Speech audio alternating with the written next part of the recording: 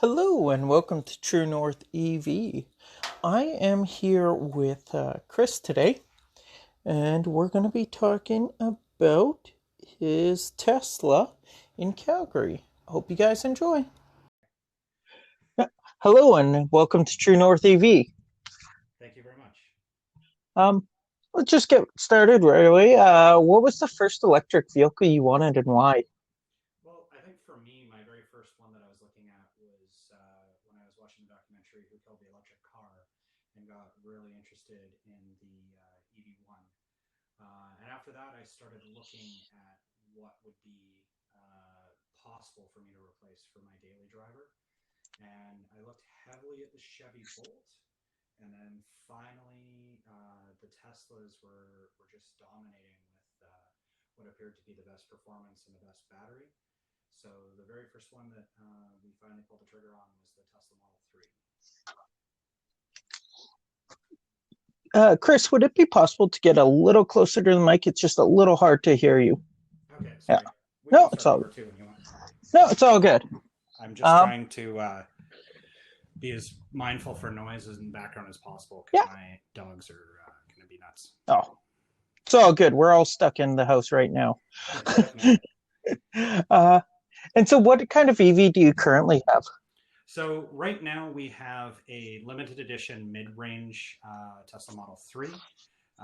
And then 2 weeks ago, I run my own business, and we just decided to give a company vehicle to one of my other employees, which was an F-150. And to replace that, I just got a Tesla Model 3 long range all wheel drive. So in our garage right now, we've got two Model 3s. Nice. Seems like quite the difference from an F-150 to a Model 3. Definitely. So for our line of work, we really only need the one truck to haul tools. Okay. Everything else is basically business meetings and going to site.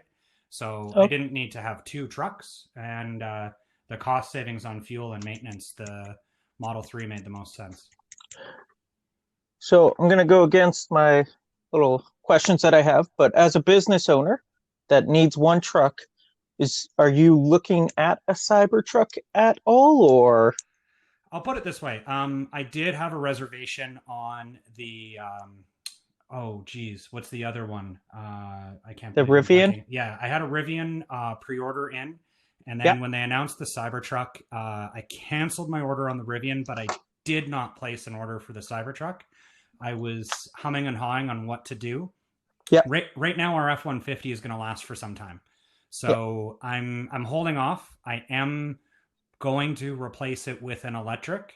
I just don't know what will be Which on the kind? market when we go to do that replacement. Okay. And with your mid-range Model 3, what kind of range are you getting summer, winter? Yeah, that's a big difference and that everybody asks. So our full range in summer is rated at 425 kilometers. We're seeing closer to 410, 408 right now. And then winter, we're up in Edmonton, Alberta. So in January, we had to head down from Edmonton to Banff in that minus 30 snowstorm, ice, worst case scenario. And that we actually saw the range drop to like 180 kilometers. So less than Wow. half. Yeah. And I guess that though sounds like it was a fully loaded vehicle that was with everybody and all that. It was just the two of us with Okay. light packing for the 2 days, but it was a very heavy snowstorm. Like I said, minus Yeah. 30 without wind chill. Pretty much everything that could go wrong with against an EV was coming at it. Yeah. And so why did you choose the Model 3? For me, it was my feeling that the Teslas are just ahead of everybody else on battery technology. I trusted that the battery is going to last us a long enough time before it needs to be replaced. Yep. And I really like Tesla's sales methodology. I've had some very frustrating times at my internal combustion engine dealerships that I just wanted to go out and try something different. Very true.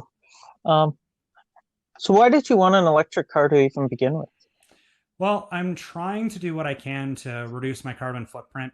I do. I too strongly believe in climate change, and I think as a Canadian, we have a large amount of impact on the world per capita. I do realize that China and India and the U.S. definitely produce more carbon than the rest of us. However, when we look at it on a per person level, Canadians can do better. So I looked at my life to see how I can do to improve that. My wife currently had before the Model 3, she had a Mazda 3, and I took all the time to calculate. Even being in Edmonton, where we're producing all of our power off of coal, Yeah. uh, the math comes out that she is still producing less CO2 per kilometer than her Mazda 3 running gasoline. So that's what really made us make the switch. And then the rest is convenience. She definitely does not miss waking up and being like, oh crap, I forgot to get gas last night. We've got a home charger and the car is always ready to go in the morning. Our life has been super convenient since we've got it. Nice. And did you find that you had to make any driving changes, or your wife had to make many driving changes, I switching from gas to an electric? Honestly, in day to day driving, not at all. We have in the mid range, we have never had the car below 30% in our daily driving around. The only time that it's had to make a bit of a change is in that worst case scenario winter. Yeah. Okay. And so was the Banff trip probably your longest trip that you guys have done in the EV, or have you Well, done long? I would really like to have said longer because before COVID-19, actually next week we had a full trip planned all the way down the Pacific Coast Highway down to Miami and then back up through Nevada. So I would have had a longer answer for you. Yeah. But right now, we've done several trips down to Kananaskis and then up to Lake Louise to go hiking. And from there, we've that's probably been the longest so far that we've done with it. And just for some that aren't aware, Banff and that area is roughly how far from Oh yeah, Edmonton? that's a good call. So typically, Banff from Edmonton or Kananaskis is about a 3.5 4 hour drive at 100 kilometers an hour. So I would say 350 to 400 kilometers. Yep. Um, that falls within the range in the summer that we don't Yeah. have to stop. So have the car charged up and we make it all the way to our destination, no problem. Where we had our worst case scenario was traveling for that winter wedding, and that we actually added 3 charging stops between here and Banff. So you got Red Deer, Calgary, and I guess Canmore then? Yeah, we did do a pit stop in Canmore, and I will say that the reason that that trip was even worse was because I was dumb and I didn't trust the car. So we were estimated that we were still going to get to Red Deer Supercharger with about 7 or 8% left in the battery. We've never really run the car close to that in winter before, so Yeah. I decided that my wife seemed nervous we weren't going to make it, and I decided to turn down the cabin temperature. Everything that I've seen, you're more efficient not running that heat. So I shut Yep. the heat right off, and I immediately cold soaked the battery. It was so cold that the motor wasn't generating enough heat to keep the battery warm. And within minutes of doing that, our estimated range of arrival went from 7 or 8% all the way down to 1 and 2. So I quickly turned the heat back on, which then made the car have to work even harder. And we were showing arriving at the supercharger with -1%. And that was a nail biter. Which made for that much more of an enjoyable trip. The wife was very angry with me. So it was very nervous that we were just going to have a dead car on the side of Highway 2 in the worst conditions. We were already passing tens of motorists that had spun out into the ditch. Knew it would be forever before we would be able to get a tow truck. So it was not fun. And that's why, so we fully charged. The Red Deer Supercharger is a V3. So luckily that was a very quick charge. We gave it its prime conditions to charge us up really quick. And then after that, we probably could have made Banff in just one more stop. However, given what had already happened and some of the yelling and screaming the wife and I had together, we decided to just give it that extra little bit and Canmore. Save the marriage, charge up. Yeah, that whole happy wife, happy life thing. Yeah. Exactly. Um, so what would you say is probably the worst feature on the Model 3s for You you? know, I would really like, and this can be fixed in a software update. Tesla came out with a feature just before winter started with scheduled departure. And that Yep. basically is supposed to have the car fully ready to go for the time that you normally leave for work. However, for some weird reason, they hard coded the charging to complete by 6 a.m. And that's because in California, you get cheaper electricity before 6 a.m. Alberta here, I don't pay any different rate, whether it's 6 a.m., 1 in the afternoon, or midnight. Yeah. So it would be better if they could allow us to set that to whatever time we want or take that off. Because right now, when it's minus 30 and the car's in, right now it's in a detached, unheated, uninsulated garage. When we have that car set for scheduled departure, it warms the battery up by charging. Unfortunately, it just starts too early, and that's done by 6 a.m. And then when my wife goes to leave at 7:30, the battery is already starting to get cold. So if it could have a heat pump like I've heard the Model Y has, or if they could fix Yep. scheduled departure to be more realistic to all owners and not just California owners, that would be my biggest complaint. Which is interesting because those two complaints my Hyundai Kona has even solved. I know So one of it's my good friends is a Chevy Bolt driver, and their battery management for charging via the app right now blows Tesla out of the water.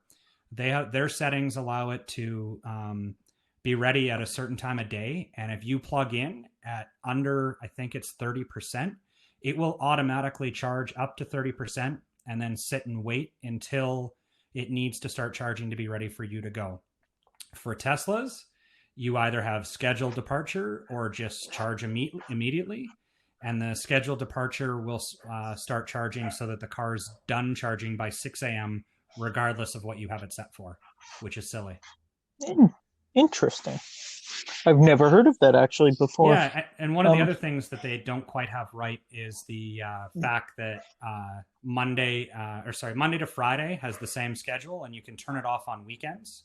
However, turning it off on weekends, that means when my wife gets home Friday night and plugs in, the car will not charge until it's ready for 6 a.m. Saturday morning. And then if you plug it in anytime on Sunday, it'll be fully charged and it doesn't do the scheduled departure for Monday morning. So just some software issues that can be easily fixed, Yeah. but it is a complaint right now. Yeah. And now I guess then on the flip side, what's the best feature of the Model 3? Just for that you? it's an electric car. We have clocked in 29,000 kilometers in our first year of ownership. And that has equated to, I think the last statistic I saw was $385 in electricity. No oil changes, no maintenance. It is a fantastic car. We kind of stand out. So we at the time, black was the cheapest paint. So we just got black paint and we took it over to a company to put a vinyl wrap on it. And everybody stops to take a look at our car and ask questions. And my father-in-law did not want to even see the car. And when he actually did, he wouldn't get out. And now he's spent all of his time on YouTube videos knowing about it. So it can be a conversation piece. I've given people test drives that they said, we don't care to ride in anybody else's new car, but an electric and this Tesla, nothing will compare to that. So I don't really have one single feature that I like the most other than our savings, other than the convenience factors. Yeah. Yeah, that's it. Awesome. Um, you kind of talked about the worst parts of having the Model 3 in the winter. Is there any other bigger issues in the winter that you're finding with range or anything else, or do we just move on to the best? You know what? I'll be a realist. There Yeah, are some things specifically in the Model 3 that they could do a little better in winter. Anybody else? I haven't had a chance to catch up to all your catalog, but any other Model 3 owner that you would have talked to um, will complain in Canada about the door handles in -20, -30. Um, with COVID last night, we decided I had a weird, strange idea that let's get a meetup of all of our EVs, all of our Teslas that we can, and do a lap around the Anthony Henday, which is a 75-kilometer ring around the city, where we can just hang out with as fellow Tesla owners, and but still maintain our social distancing. So we met up at a car wash, gave the car a quick rinse, and I even took care to blow dry the door handles so that there shouldn't be that much water accumulating. And then we started lining up, and we had 28 cars show up. So it took a few minutes nice. for it to get going. My wife was driving, and we were the last car in line leaving. And by the time I had directed the first car out, got everybody else going, and I had a little camera set up, when my wife came to pick me up, our passenger door handle was frozen, and I had to give it the Tesla palm of the hand thump to crack the ice to be able to open it up.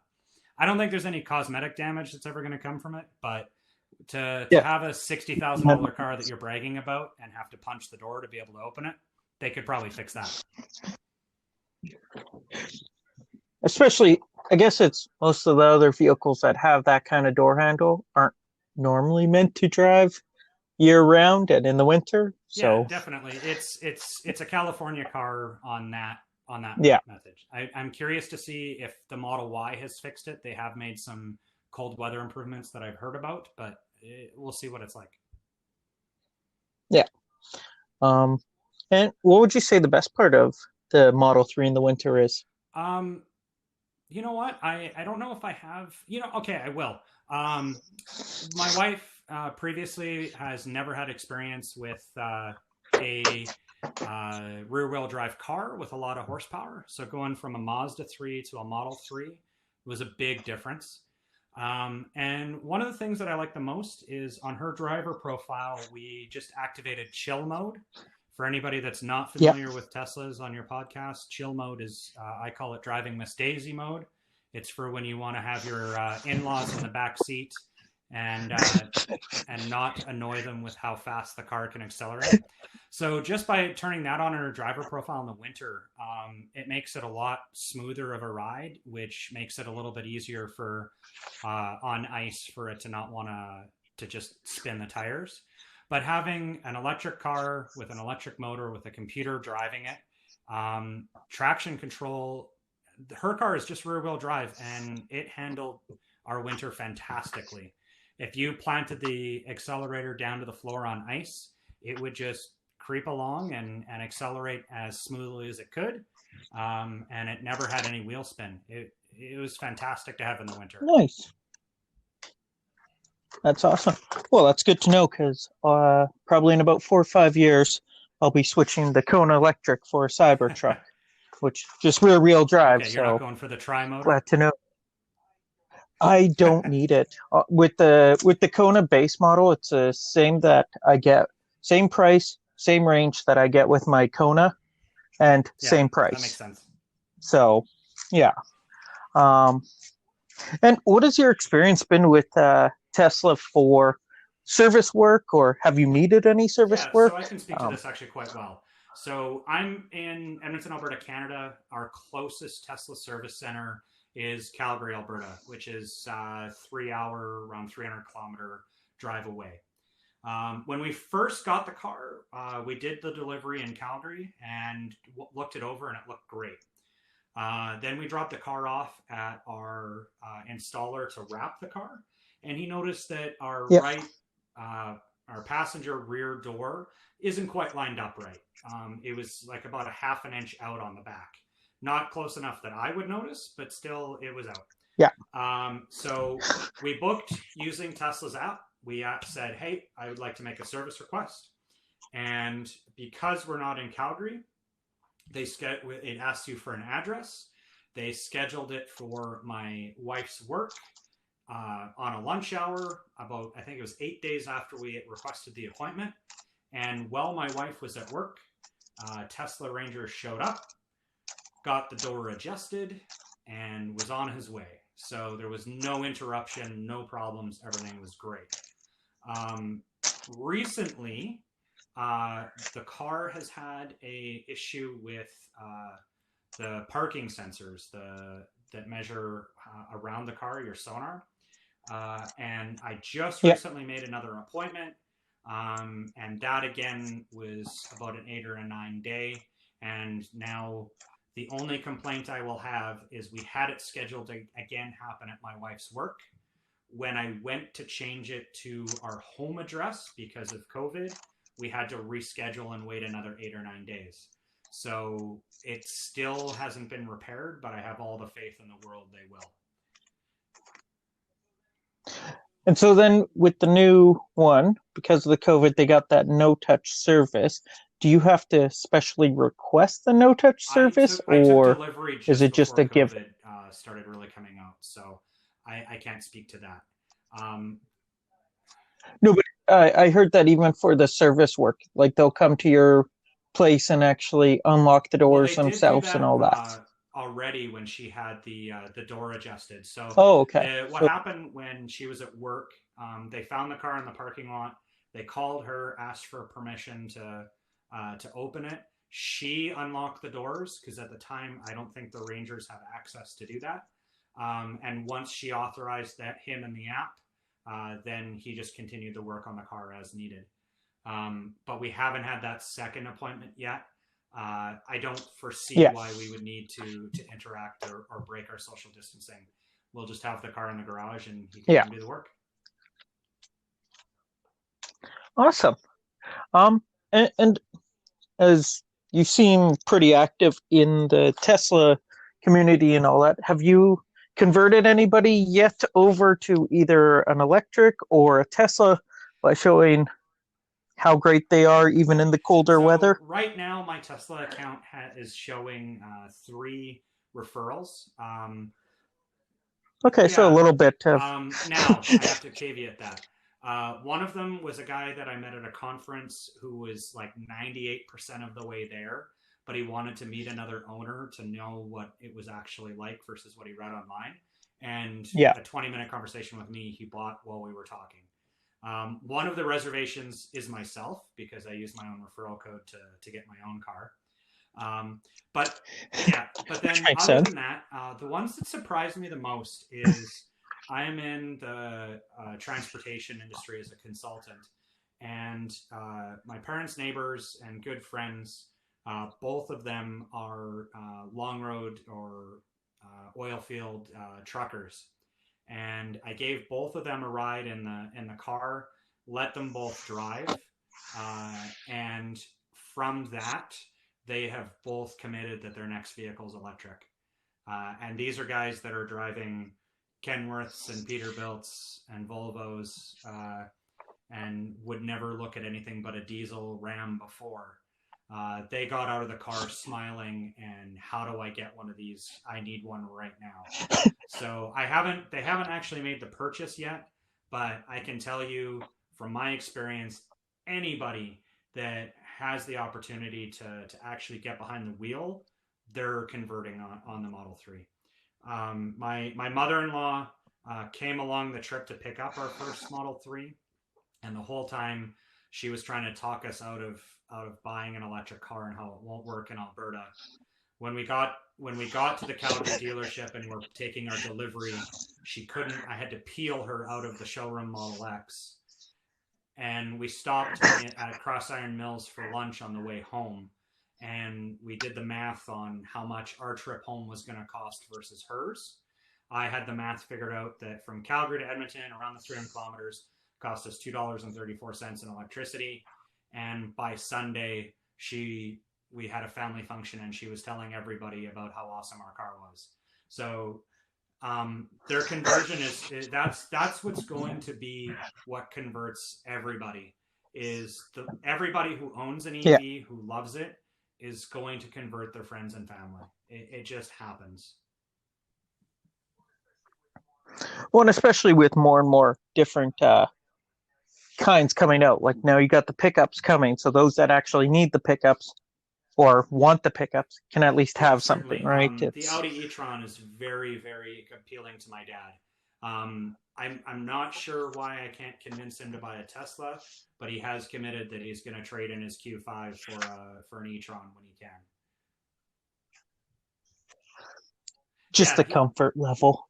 I found some people just, I need the buttons, where Tesla has no yeah. I think buttons. it's also his allegiance. He's been on his second Audi now and trusts them and likes them. So I don't think he wants to stray too far away Yeah, from that, which is understandable. yeah. Um, any amusing stories you got of owning your You know, Teslas? I don't know if I have an amusing story, but I will say that the Tesla community, if you've got a local Tesla owner club and you already are a driver, join it. It is awesome. Um, in Edmonton here, we had last summer we had a call out where the where is Nikola Tesla born? I can't remember the country. Uh, And I or think Serbia? Scandinavia. Anyways, the local Yeah. country or the local group from that country was celebrating his birthday last year, and they put a call out to say, "Can we have any Teslas show up for our event?" And without anything other than just one call to the Facebook group, we had 40 cars there, and we all hung out. We chatted. We did a quick little tour and a kind of a mini parade around Edmonton. That's been fantastic. The community of having similar like-minded people that are enthusiastic about their cars is something that I've never had with owning anything else. Like I mentioned earlier, a couple days ago, I was like, man, how many of us can't get out of the house and we're bored, but we'd like to go do something? And I put a call on the Facebook group saying, who wants to just take a 75-kilometer lap around our city where we're still going to keep our 6 feet away from each other? We're not going to be able to talk. We're not going to be able to do anything. And we had 26 or 28 cars show up. Like that's unbelievable. Yeah. And I just heard this morning the Calgary members of the group were really upset that they didn't have anything scheduled. So starting at 8 o'clock last night, they started planning something, and they already had 25 cars signed up to go today. So that's and actually, I think they're pushing to have donations to the local food bank or something in relief of our doctors here. So that's the community is probably my favorite thing. The reach out, and it doesn't have to be the Tesla owners community. The Electric Vehicle Association of Yeah. Alberta, I'm also a membership, and everybody there is great. With them last year, they actually for Electric Vehicle Week, they needed some cars in West Edmonton Mall, so they liked the wrap on our car, and within a couple messages back and forth, the next thing we knew, we were driving our Model 3 through West Edmonton Mall to park it for people to come by and take a look. And we spent 12 hours at the mall just having people approach and ask questions about electric. And the Nice. community is just awesome. I can't say that enough about the EV community.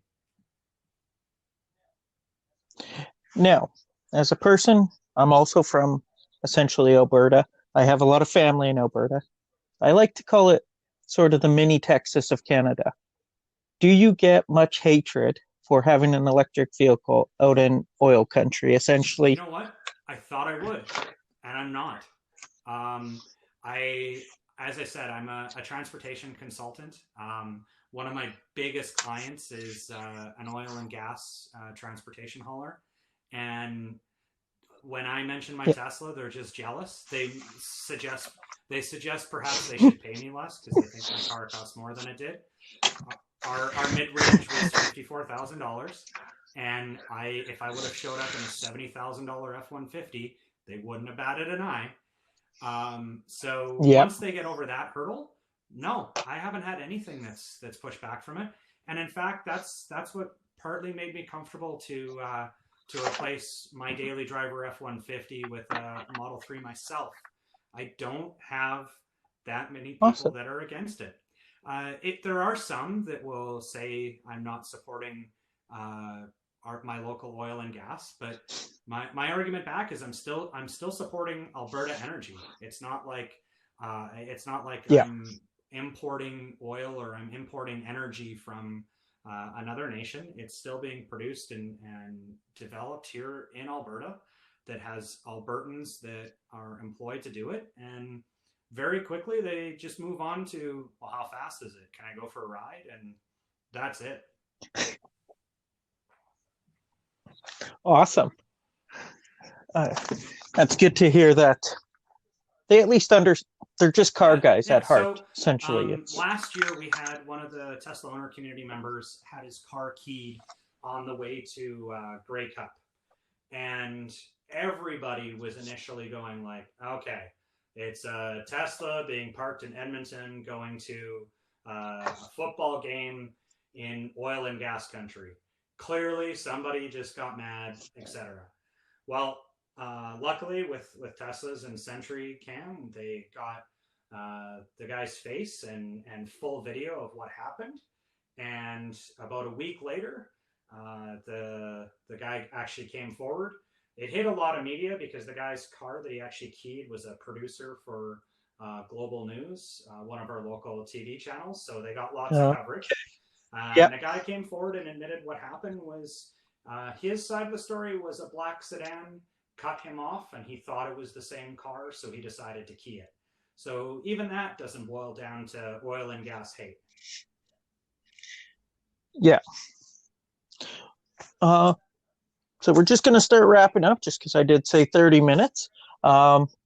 Is there any sort of shout outs that you'd like to give on any sort of groups that you're a part of? I know you've mentioned a few, or any sort of like online presence you'd like to just give a little shout out to. I have mentioned it a few times, but I will say whatever your local community is, try and find them, try and join them. The Tesla Owner Club of Alberta, TOCA, the Electric Vehicle Association of Alberta, I'm a membership of both, and they're fantastic. One of the other benefits of the Tesla Owner Club of Alberta is the CHAdeMO adapter. If you're going on a trip outside of where superchargers are, and you need to use one of the CHAdeMO chargers, if you want to buy that off Tesla, I think it's $600 or $700. But yeah, if not more, if you can even buy it, because they're as soon as they go up, they're sold out. The Tesla Owner Club of Alberta actually has 3 or 4 right now. That if you're a member, you can just reserve it online and borrow it for a couple of weeks. So I had mine reserved for my trip down to before COVID came to cancel it. But that right there is some good savings and some good help out. Honestly, there's so many people that love their cars that are online. I don't care where you're from. Find a group, start chatting with them, and you will enjoy it. And if you don't, it's a poor group, find another one. I don't know. Very true, very true. Well, I do thank you so much for your time, Kris, and enjoyed talking to you. Thank you, you too. You have yourself a great day. Bye. Thank you. I want to thank Kris again for his time and all the great info. And if you guys do want to reach out to me with any questions, comments, concerns, any show ideas, or if you just want to chat, you can reach me on Facebook at True North EV Podcast. And that's the same with Twitter at True North EV Podcast. Or you can email me at truenorthev@gmail.com. And you can also leave me a voicemail using Anchor. And and so our next one will be on a Friday, and I'm actually almost getting done with all the little interviews, and then we're going to be switching back to our normal every week to 2 week recording. And we'll talk to you guys on Friday.